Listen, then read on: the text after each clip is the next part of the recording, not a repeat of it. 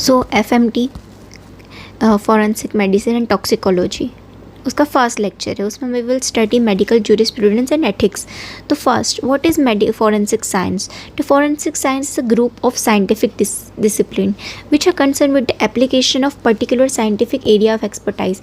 जो मेरा कोई भी साइंटिफिक एरिया होता है हमारा पर्टिकुलर में एक्सपर्टाइज का, उसको हम लोग यूज़ करते हैं तो लॉ एनफोर्समेंट के लिए, क्रिमिनल या फिर सिविल या फिर लीगल जुडिशियल मैटर्स के लिए।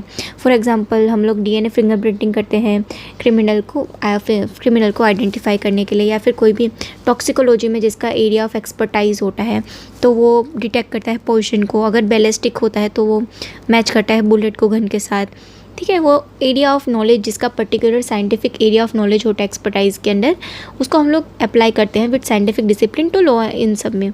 Now what is forensic medicine? तो forensic medicine is also known as legal medicine and state medicine.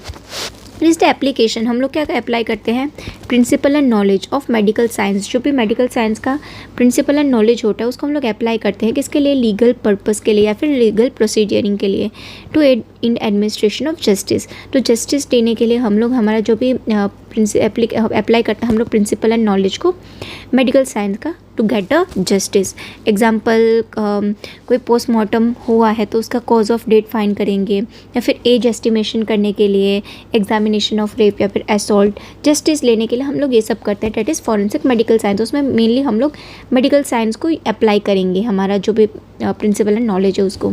ना मेडिकल जूरिस्प्रूडेंस, तो juris means it is a Latin term and juris means law and prudentia means knowledge. तो हम लोग क्या करेंगे? Application करेंगे law, application of knowledge of law in relation to practice of medicine. जितना भी नॉलेज है हमारे लॉ का उसको हम लोग यूज़ करेंगे यहाँ पे प्रैक्टिस ऑफ मेडिसिन के अंदर। उसके अंदर हम लोग एग्जाम्पल है कि हम लोगों को कॉन्सेंट लेना है बिफोर सर्जरी, या फिर कोई भी हम लोग एग्जामिनेशन करते हैं उससे पहले हमें कंसेंट लेना पड़ता है, फिर हमें मेंटेन करना पड़ता है मेडिकल रिकॉर्ड्स। तो ये सब हमारे जो भी लॉज है उसको हम लोग अप्लाई करना पड़ता है हमारी जो प्रैक्टिस ऑफ मेडिसिन के अंदर। इसके अंदर 3 टाइप्स आते हैं। पहले तो doctor patient relationship, then doctor relationship and doctor and state relationship. Now medical ethics, तो they are convention law and custom of courtesy which are follow between member of the same profession. जितने भी convention law and custom of courtesy होते हैं वो follow करने पड़ते हैं अगर सेम प्रोफेशन के मेंबर्स हैं उसको। एग्जाम्पल, कोई डॉक्टर्स है तो जो जूनियर डॉक्टर है उसको सीनियर डॉक्टर को रिस्पेक्ट करना पड़ता है, और जो सीनियर डॉक्टर है उनको क्रिटिसाइज़ नहीं करना पड़ता है दूसरे डॉक्टर को in present of the patient. Medical ethics, तो it is a concern with the moral principle for the member of the medical profession in dealing with each other, the patient and the state. तो हमारे moral principal होने चाहिए, जैसे कि सही है, what is wrong, what is right. फिर example आता है कि पेशेंट की चॉइस है कि वो कौन सी ट्रीटमेंट ले, या फिर हमें हार्म नहीं करना चाहिए पेशेंट को, हमें बेनिफिशियंस के लिए काम करना चाहिए। सारे हमारे मोरल प्रिंसिपल्स होते हैं। Now MCI, medical council of India, तो एक स्टैट्यूटरी बॉडी होती है। स्टैट्यूटरी बॉडी मीन्स कि बाय लॉ से वो बनी हुई है या फिर उसके अकॉर्डिंग काम करती है। Charge with responsibility of establishing and maintaining uniform standard for medical education, recognition of medical qualification. तो जो MCI है वो काम करती है कि जितने भी एजुकेशन हो, रिकॉग्निशन हो, मेडिकल क्वालिफिकेशन मिलती है वो सब। उसका जो फर्स्ट शेड्यूल है उसके अंदर मेंशन किया गया है कि जो रिकॉग्नाइज करेंगे मेडिकल क्वालिफिकेशंस जो ग्रांटेड करी है इंडियन यूनिवर्सिटीज़ के अंदर। और सेकंड शेड्यूल है उसके अंदर हम लोगों को मेडिकल क्वालिफिकेशन को रिकॉग्नाइज के लिए बताया गया है आउटसाइड द इंडिया की जो ग्रांटेड यूनिवर्सिटी है उसके अंदर। और जो MCI है वो रेगुलेट करता है जो भी अंडर ग्रेजुएट या फिर पोस्ट ग्रेजुएट के मेडिकल एजुकेशन है उसको, या फिर कोई भी रिकॉग्निशन करना है मेडिकल क्वालिफिकेशन को, या सर्टिफिकेट्स देने होते हैं, या फिर परमिशन की न्यू मेडिकल कॉलेज या फिर न्यू कोर्स स्टडी के लिए जाए, या फिर जो सीट होती है कॉलेज की वो इंक्रीज़ हो, वो सारा MCI के अंदर होता है। Doctrine of res ipsa loquitur, the things और फैक्ट स्पीक फॉर इटसेल्फ। उसका मतलब ये होता है, इसमें क्या होता है कि जो भी नेग्लिजेंस हुआ है वो इतना ऑब्वियस होता है कि प्रूफ की ज़रूरत ही नहीं होती। Error is so self evident है, पेशेंट का जो लॉयर होता है उसको प्रूफ करने की ज़रूरत नहीं पड़ती कि जो डॉक्टर है वो गिल्ट है विथ मेडिकल एविडेंस। इसके अंदर क्या डॉक्टर जो है उसको प्रूफ करना होता है कि वो इनोसेंट है। उसके एग्जांपल जैसे कि mismatch blood transfusion, failure to give tetanus toxoid vaccine after injury, prescribing overdose of medicine to produce ill effect, या फिर रॉन्ग साइड सर्जरी और wrong procedure of surgery, leaving pair of scissor in abdomen. इसके अंदर cause जो इतना obvious है कि जो पेशेंट होता है उसको प्रूव करने की ज़रूरत नहीं पड़ती कि डॉक्टर ने मेडिकल नेग्लिजेंस किया है। Then novus actus interveniens, unrelated intervene action.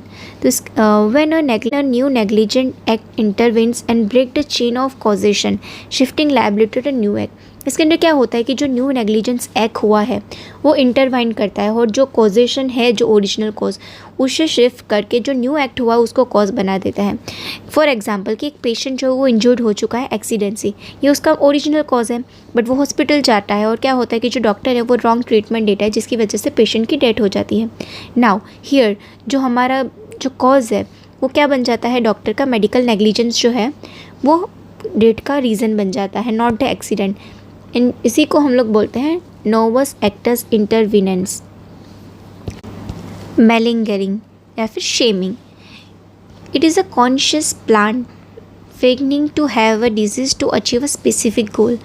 कि कोई भी पर्सन है जो क्या करता है, उसका प्लान, उसकी जो डिजीज़ है उसको वो फेक बताता है। उसको एक्चुअली डिजीज़ कोई नहीं होता, बट वो फेक दिखावा करता है कि उसको कोई डिजीज़ है। ये कोई उसकी जो ड्यूटी है उसको अवॉइड करने के लिए कर सकता है, या फिर फाइनेंशियल कॉम्पेंसेशन के लिए कर सकता है, या फिर जो पनिशमेंट उसको एस्केप करने के लिए कर सकता है। जैसे कि कोई प्रिटेंड करता है कि उसको कोई मेंटल डिजीज़ है, कि कोर्ट से जो पनिशमेंट है उससे बचने के लिए, या फिर कोई फेक पैरालिसिस करता है कि उसको कोई काम पे नहीं जाना है, तो they are malingerers. Now euthanasia, mercy killing, it is a producing painless death of a person suffering from hopelessly incurable and painful disease।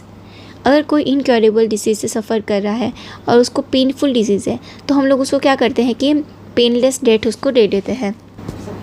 Euthanasia उसके लिए किया जाता है कि कोई पेशेंट एकदम पेन से सफ़र कर रहा हो या फिर कोई टर्मिनल इनक्योरेबल डिजीज़ हो, तो उसके अंदर ये करा जाता है। और ये दो टाइप के होते हैं, एक होता है एक्टिव, दूसरा होता है पैसिव यूथेनेशिया। एक्टिव के अंदर क्या करते हैं, हम लोग कोई भी ऐसा ड्रग देते हैं जिसकी वजह से उसकी डेथ जो क्या करती है, टू कॉज डेथ। और जो पैसिव होता है उसके अंदर हम क्या करते हैं कि विड्रॉ कर लेते हैं, उसका जो लाइफ सपोर्ट होता है, विड्रॉ लाइफ सपोर्ट। अगर कोई वेंटिलेटर पे है तो उससे वेंटिलेटर से निकाल देते हैं।